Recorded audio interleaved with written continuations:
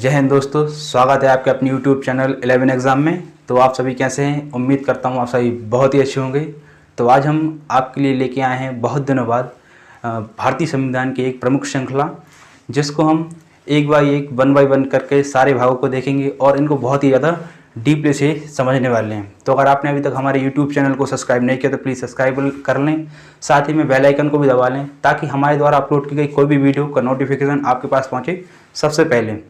तो हम इस भारतीय संविधान को समझने से पहले ये बात करेंगे कि भाई जो हमारी क्लासेस हैं वो कब कब आने वाली हैं। तो भाई जो हमारी क्लासेस है वो सोमवार, बुधवार और शनिवार, सोमवार को, बुधवार को और शुक्रवार को आने वाली हैं। ठीक 11 से 12 के बीच में ये वीडियोस हैं जो वह अपलोड कर दी जाएंगी। तो मैं आपको बार बार फिर से याद दिलाना चाहता हूं कि अगर आपने हमारे YouTube चैनल को सब्सक्राइब नहीं किया तो प्लीज़ सब्सक्राइब कर लें, साथ ही में बेल आइकन को भी दबा लें जिससे हमारे द्वारा अपलोड की गई कोई भी वीडियो का नोटिफिकेशन पहुंचे आपके पास सबसे पहले।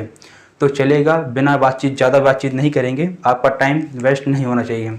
और इस क्लास का यही मकसद है कि आपका जो कम से कम टाइम में आपको ज़्यादा से ज़्यादा कंटेंट दिया जा सके। तो स्टार्ट करते हैं बिना भाषणबाजी के, ठीक है। तो देखिएगा, हमें जो पढ़ना है वह पढ़ना है मुख्यतः भारतीय संविधान, और साथ ही में आईपीसी की कुछ धाराएं पढ़ना है और साथ में सीआरपीसी की कुछ धाराएं पढ़ना है। इनको हम देखेंगे, आईपीसी की धाराएं और सीआरपीसी की धाराओं को हम जो प्रमुख है उनको लास्ट में देखेंगे। अभी जो हमें पढ़ना है वह है भारतीय संविधान। तो भारतीय संविधान क्या है भाई? तो भारतीय संविधान एक नियम और कानून की बुक है। क्या है? नियम और कानून की बुक। जिस तरह आपकी सिलेबस की होती हैं, मैथ की, साइंस की, ये सारी चीज़ें होती हैं, ठीक है, इस प्रकार से एक नियम और कानून की बुक जिसके द्वारा देश चलता है उसे क्या कहते हैं? हम संविधान कहते हैं। ठीक, संविधान के निर्माता कौन है भाई? हमारे BR अम्बेडकर। इन बेसिक चीज़ों को हम चलते चलते देख लेंगे। सिर्फ आज हमें स्टार्ट करते हैं मोटे मोटे तौर से। तो आपको थोड़ा संविधान की जो बुक है उसको थोड़ा परिचय कराते हैं, ठीक है। परिचय कैसे कराते हैं कि वो उसमें अंदर क्या क्या चीज़ें हैं, हमें कैसे पढ़ना है उसको, ठीक है। तो देखें, जैसे हमारा क्या है ये संविधान जो है आपको पढ़ना है किस तरीके से। जो हमारी कोई भी एक बुक ले लेते हैं, आप कौन सी बुक लेते हैं? जैसे ले लेते हैं आप कोई भी विज्ञान की बुक लेते हैं, ठीक है, कोई भी साइंस की बुक। तो आप साइंस की बुक में क्या उठा के देखते हैं भाई? साइंस की बुक में आप देखते हैं कि उसमें क्या लिखे होते हैं, जो विषय सूची होती है उसमें लिखे होते हैं पाठ। क्या लिखे होते हैं? पाठ, ठीक है। और उसमें पाठ जो होते हैं, जैसे पाठ 1 से लेके कहाँ तक होंगे? जैसे आपके चैप्टर कोई बुक है जिसमें पाठ इधर से 1 से लेके कहाँ तक है भाई? पाठ 20 तक मान लेते हैं। उसमें क्या है? 20 चैप्टर है, तो उसमें क्या लिखा होगा? पाठ 1 से लेके पाठ 20 तक ये सारी सूचियाँ बनी होंगी इस तरीके से। एक सेकेंड, पाठ 1, पाठ 2, इस तरीके से कुछ सूचियाँ बनी होंगी। यहाँ तक पाठ 20 हैं जैसे, तो मान लेते हैं पाठ 20 आपके साइंस की बुक में है। अच्छा, ये उसमें क्या होता है? उसका नाम दिया जाता है पाठ का, और साथ ही में क्या होता है? पेज नंबर दिया जाता है। पेज नंबर जैसे हम बोलते हैं ये 2 चैप्टर से 10 पेज तक क्या है? ये पार्ट 1 है। दूसरा बोला गया है, दूसरे का भी कुछ ना कुछ नाम होगा, साथ ही में उसका भी पेज नंबर जो दिया जाएगा वो दिया जाएगा 11 से 25 तक मान लेते हैं, ठीक है, ऐसा ही होता है। लेकिन हमको क्या देखना है, अब ऐसे चलता जाएगा, हमें इसी को रिलेट करके पढ़ना है हमारे भारतीय संविधान को। अब भारतीय संविधान को कैसे पढ़ना है? देखो, भारतीय संविधान भी एक बुकी की तरह है। जैसा संविधान जो है मान लेते हैं एक विज्ञान की बुक है। अब विज्ञान की बुक के अंदर क्या है? हमारे ये चैप्टर हैं, पाठ है ना। लेकिन संविधान के अंदर होते हैं भाग। क्या होते हैं? भाग 1, भाग 2, ऐसे करके कितने हैं हमारे जो संविधान के जो चैप्टर हैं या फिर भाग हैं वो कितने हैं? भाग 22 हैं, या फिर तुम इसको बोल सकते हैं पाठ, लेकिन अधिकतर भाग ही बोलते हैं, ठीक है। उसमें पाठ नहीं चलता, क्या चलता है? भाग। जैसे गणित की बुक में प्रश्नावलियाँ चलती हैं, इसी तरह संविधान की बुक में भाग चलते हैं, और ऐसे 22 भाग हैं। और जिस तरह से यहाँ पे कुछ पेज नंबर दिए जाते हैं, जैसे 2 से लेकर 10 पेज नंबर तक ये है, ठीक वैसे ही यहाँ देखेंगे हम। जैसे भाग 1 है, भाग 1 जैसे ये पेज नंबर होते हैं, ठीक, यहाँ पे होते हैं अनुच्छेद। क्या होते हैं? अनुच्छेद। तो देखो ऐसे कुछ अनुच्छेद दिए गए हैं। जैसे बोला गया है अनुच्छेद 1 से लेकर 4 तक किसके बारे में बोला गया? भाग 1 के बारे में। और भाग 1 के जो जैसे यहाँ पे पाठ होता है, जैसे हमारा पर्यावरण, ये क्या हो जाएगा? विज्ञान का फर्स्ट पार्ट। ऐसे ही भाग 1 जो हमारा है भाई क्या है? संघ और उसका राज्य क्षेत्र। ऐसे दूसरा है नागरिकता, ऐसे करके मौलिक अधिकार, ठीक है, ऐसे करके पूरे 22 भाग हमें पढ़ना है। तो आज हम पहले ये सोच रहे हैं कि आज हम कोशिश करते हैं कि भाग 1 हमारा क्या हो जाए, खत्म हो जाए, लेकिन हम सोच रहे थे कि आज प्रस्तावना पढ़ा दें, लेकिन प्रस्तावना को हम किसी दिन डील कर लेंगे, एक दिन में, ठीक है, जो भी क्वेश्चन बनते हैं उससे उसको देख लेंगे। लेकिन आज हम सोच रहे हैं ये छोटा भी है, तो आज साथ ही में इंट्रो के साथ आपको भाग 1 समाप्त कर देते हैं, ठीक है। तो आज हम पढ़ने वाले हैं भाग 1। तो आप ये लोग ये मत कहिए कि भाई प्रस्तावना कहाँ गई, इसलिए मैंने बता दी है, प्रस्तावना को हम कभी एक भी दिन बीच में कभी उससे डील कर लेंगे। आज हम करने वाले हैं क्या, अपना भाग 1, ठीक है। भाग 1 क्या बोलता है भाई, संघ और उसका राज्य क्षेत्र। संघ और राज्य क्षेत्र मतलब भारत में जितने भी संघ मतलब कि केंद्र शासित प्रदेश हैं और उनका राज्य, जो भी उनके राज्य हैं हमारे, ठीक है।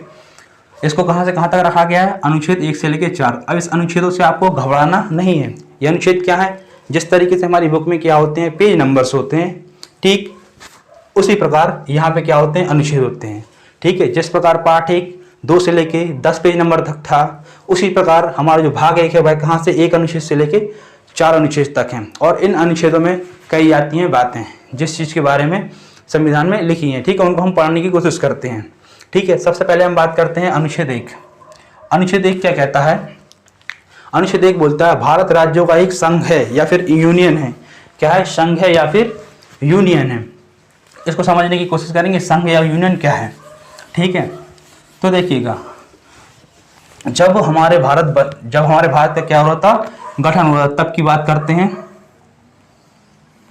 तो देखो, जो हमारा भाग, ये बात करते हैं किसकी, यूनियन की।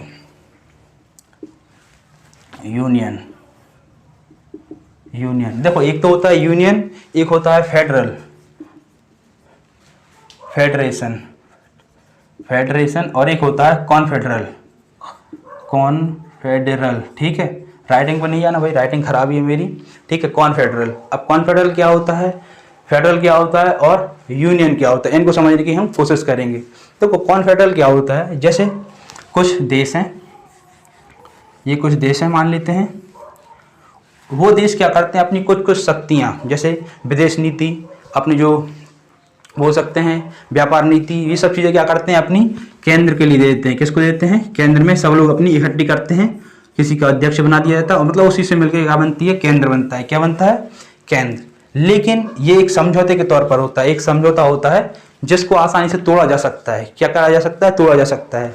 जब इसको आसानी से तोड़ा जा सकता है तो ये क्या हो जाएगा, जैसे इस देश ने क्या किया, इस समझौते को तोड़ दिया, तो ये आराम से क्या हो गया, ये अलग हो गया, बाकी ये देश अलग हो गया, ठीक है। लेकिन जो हमारे महापुरुष, जो लौह पुरुष थे, सरदार वल्लभ भाई पटेल, वो देखते आ रहे थे कि हमारे भारत को क्या, अखंड भारत को टुकड़ों में तोड़ते जा रहे थे बार बार। पहले अफगानिस्तान, म्यांमार, ठीक है, यहाँ से अपना पाकिस्तान, फिर यहाँ पे बांग्लादेश, ठीक है, ये टूटते जा रहे थे। लेकिन जो हमारे सरदार वल्लभ भाई पटेल थे, वो अभी ये दोबारा देखना नहीं चाहते थे, इसलिए इनके पास एक और ऑप्शन था।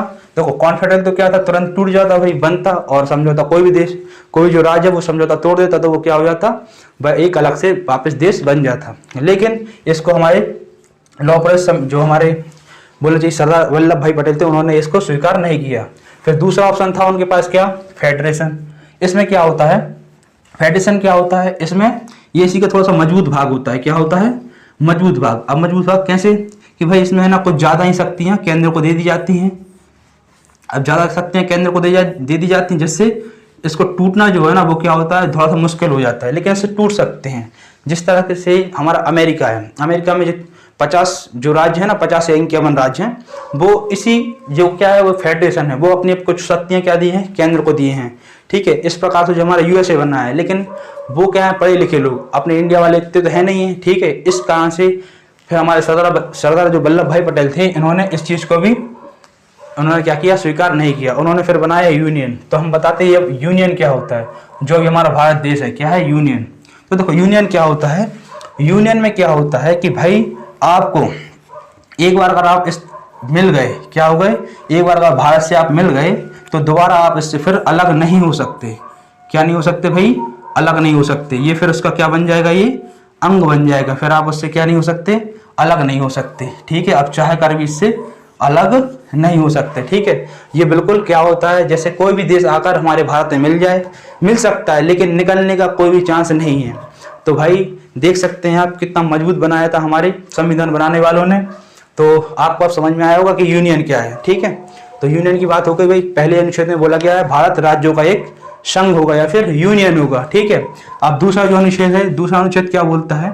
दूसरा अनुच्छेद बोलता है कि विदेशी राज्यों को भारत में मिला सकते हैं, लेकिन इसमें एक बात याद रखना है कि इसमें बोला गया राष्ट्रपति की पूर्व सूचना पर। कब?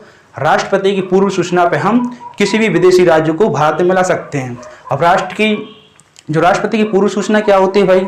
तो राष्ट्रपति की जो पूर्व सूचना होती है वो ये होती है कि आप जा रहे हैं किसी को मिलाने, जैसे हमने मिलाया सिक्किम को। ठीक है। सिक्किम पहले हमारा देश नहीं था। ठीक है। मतलब सिक्किम जो हमारा राज्य नहीं था, पहले वो स्वतंत्र क्या था? देश था। लेकिन 1975 में हमने क्या किया? उसको मिला लिया 1976 में।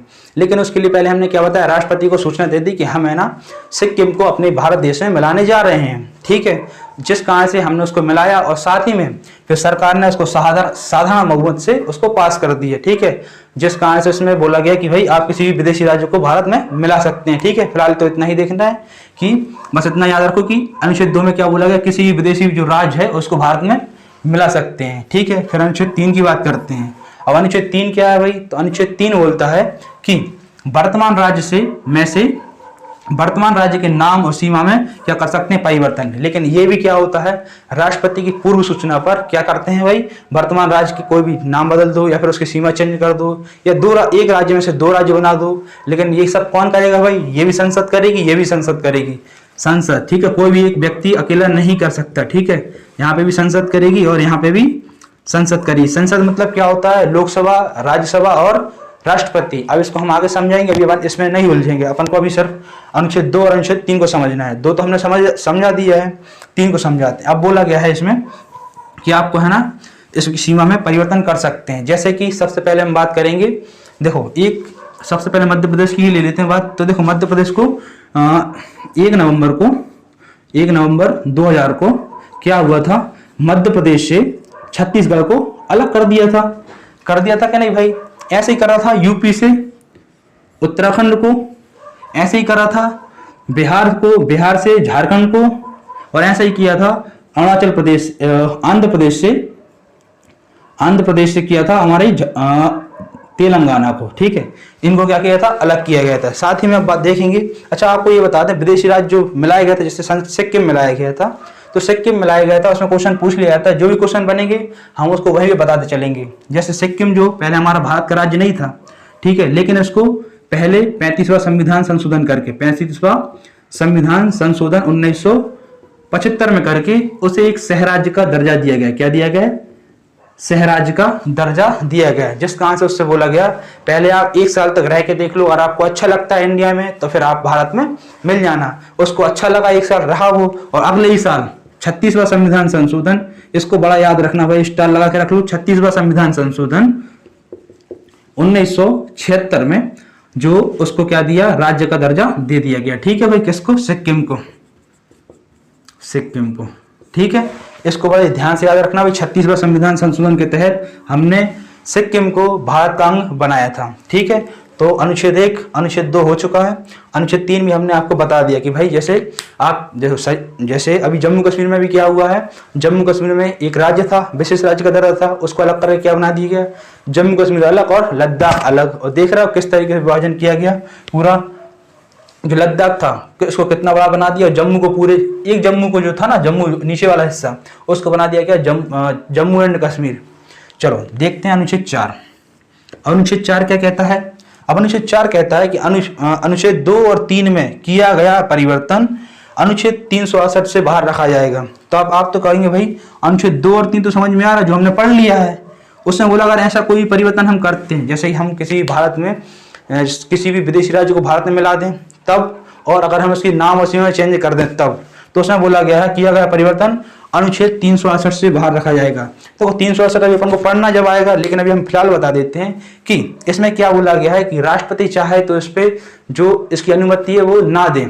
ठीक है। लेकिन इसमें पहले बोल दिया गया था राष्ट्रपति की क्या? पूर्व सूचना पर। अब राष्ट्रपति से पहले ही सूचना ले लिया गया था, इस कारण से अब राष्ट्रपति को इसको साइन करना ही पड़ेगा। मतलब ये क्या है? 368 से बाहर रखा गया। मतलब 368 में बोला गया है कि राष्ट्रपति चाहे तो उस पर साइन नहीं कर सकता। इसको और डिटेल में हम पढ़ेंगे जब हम ये पढ़ेंगे अनुच्छेद 368। ठीक है। तो ये आपको समझ में आया होगा। पहले देखो अनुच्छेद 1 को याद रखना है भाई कि अनुच्छेद 1 में क्या बोला गया है कि भारत राज्यों का एक संघ होगा। अनुच्छेद 2 में क्या बोला गया है? तो अनुच्छेद 2 में बोला गया है कि किसी भी विदेशी राज्य को भारत में मिला लो। ठीक है, देखो ध्यान से समझना, भारत एक राज्यों का संघ है, इससे कोई निकल नहीं सकता। और आपने फिर दूसरे में बोला गया किसी विदेशी राज्यों को भारत में मिला लो। ठीक है, मिला लिया। अब तीसरे में बोला गया मिला लिया है तुमने, अब उसकी सीमा में परिवर्तन कर दो, उसका नाम चेंज कर दो। तो तीसरे में क्या बोला गया? उसकी सीमा और उसके नाम में परिवर्तन कर दो। चलिए आगे चलते, चौथे में क्या बोला गया है कि दूसरे और तीसरे में किया गया परिवर्तन 368 का क्या रखा जाएगा? बाहर, मतलब कि राष्ट्रपति उस पर साइन करेंगे, वो अब साइन करने के लिए बाध्य हैं, क्योंकि हमने राष्ट्रपति की पूर्व सूचना उनको पहले ही बता दिया था कि भाई साहब हम इनको मिलाने जा रहे हैं, हम इनका नाम और सीमा में परिवर्तन करने जा रहे हैं। आपको रोकना था तो पहले रोकना चाहिए था, अब तुम नहीं रोक सकते। ठीक है, इस कारण से इसको 368 के बाहर रखा गया है। ठीक है, बस फिलहाल के लिए तो अपना जो भाग 1 है, भाग 1 होता है यहाँ पे कंप्लीट। ठीक है, अगर आपका कोई भी ऐसा क्वेश्चन होता है जो आपको इससे रिलेटेड कुछ समझ में नहीं आया है, या फिर संविधान में कुछ भी चीजें जो समझ में नहीं आई हैं, तो उसको क्या करो, आप कमेंट बॉक्स में डाल दो, साथ ही में मैं उसका रिप्लाई देता रहूँगा। ठीक है, और दोस्तों अभी अगर आपको ये वीडियो अच्छी लगी हो तो फिर लाइक करते हैं,